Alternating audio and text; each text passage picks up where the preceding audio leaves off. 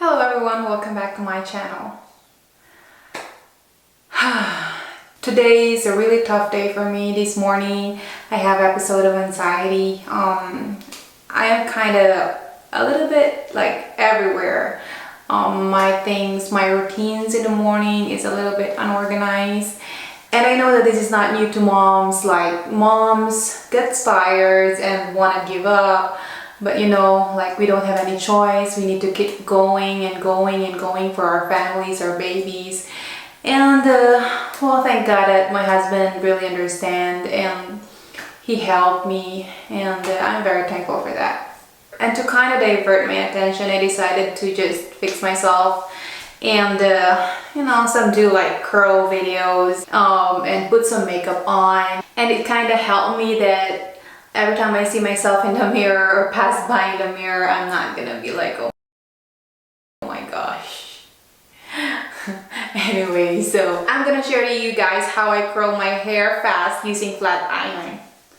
Check this out.